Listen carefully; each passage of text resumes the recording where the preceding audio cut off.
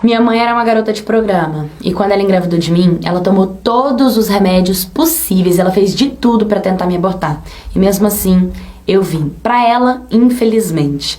As pessoas contam que ela era tão desleixada comigo que, assim, as pessoas que frequentavam a casa dela não eram pessoas boas, assim, de índole, né? Mas viviam às vezes falando, ô, que isso, cara, sua filha tá vazando merda, tá toda cagada, tem que trocar a fralda. E, tipo, minha mãe não tava nem aí, então vazava xixi, vazava cocô, ficava com fome. Sem contar que algumas pessoas falam que ela colocava cachaça na minha mamadeira pra eu poder tomar, pra eu poder dormir, pra ela poder fazer os programas dela.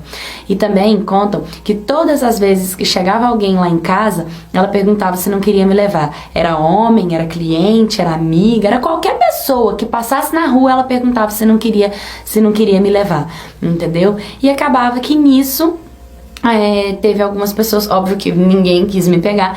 Teve uma mulher que ela fazia um serviço no bairro da minha mãe, ela distribuía cestas básicas para algumas famílias pobres, e aí bateu no portão da minha mãe, e foi quando ela pegou e ofereceu eu pra ela, falou que não me queria, que não dava certo ficar comigo, que eu tava atrapalhando a vida dela, e essa mulher ficou com dó de mim e me pegou e me levou pra casa. Só que quando chegou lá, acaba que o marido dela não me quis de jeito nenhum, falou que não, que pra me devolver, que eu era muito magra, eu era feia, eu era descabelada, desmilinguida. Por quê? Porque eu não tinha cuidado nenhum, né, gente? Eu não tinha, assim, uma boa alimentação, não tinha nada. Então eu era estranha aos olhos de quem tava me pegando pra me criar naquele momento.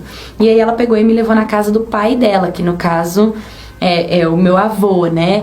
E aí, quando chegou na casa do pai dela, o pai dela pegou e achou lindo, se encantou por mim e falou, eu quero ficar com ela. Só que quem não quis ficar comigo dessa vez foi a mulher dele, né? Então ele pegou e falou assim, não, mas a gente vai ficar com ela do mesmo jeito. E a mulher dele não quis, mas me aceitaram. Então, no caso, a mulher que me pegou na casa da minha mãe virou a minha irmã, né? E o pai dela, o meu pai também. E assim em diante. Só que como a mulher dele não gostava nem um pouco de mim, ela acabava assim, me batendo, me maltratando, me xingando, me desmerecendo, e aquilo me fazia mal pra caramba. Eu lembro que quando eu tinha 8 anos de idade, eu já tava começando a entender bastante tudo que acontecia.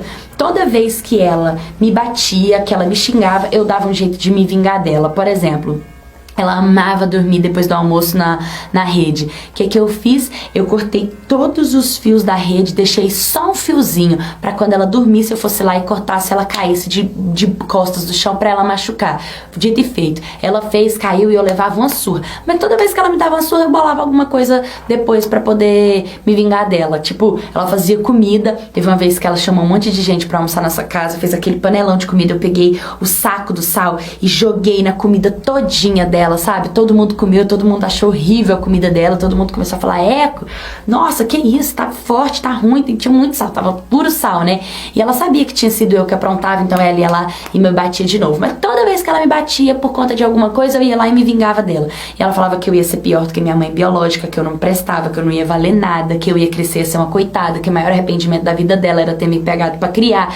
E tipo, eu só fazia essas coisas com ela porque ela me humilhava e me maltratava. E eu sabia que eu não tinha amor, que eu não tinha carinho, eu não tinha com quem conversar, e aquilo me magoava. Muitas das surras que ela me dava, o meu pai, ele via, ele brigava com ela, falava pra ela parar, pra ela pegar leve comigo, mas assim, ela não deixava de fazer por conta dele, a palavra dela era a última, era a que bastava. Então ele me defendia, mas assim, só falando, não faz isso, mas ela ia lá e fazia, não adiantava nada, eu levava uma surra de qualquer jeito.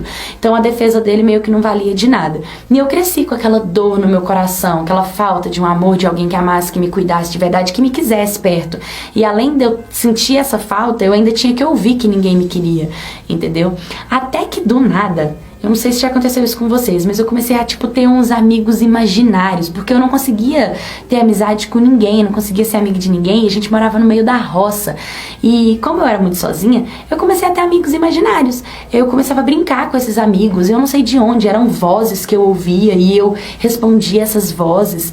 E teve uma vez que, tipo, as brincadeiras que os meus amigos imaginários queriam brincar comigo era tipo, pega a tesoura e picota seu cabelo, entendeu? Vai ser legal, vai ser divertido. E eu pegava a tesoura e picotava meu cabelo, e minha avó falava que eu era louca, que eu tava revoltada, que tinha que me levar era no hospício. Mas, tipo, pra mim eram apenas brincadeiras, entendeu? E teve uma vez também que eles falaram pra eu pegar uma faca e pra cortar o meu pulso, que o sangue era legal. Uai, seu app de vídeos curtos.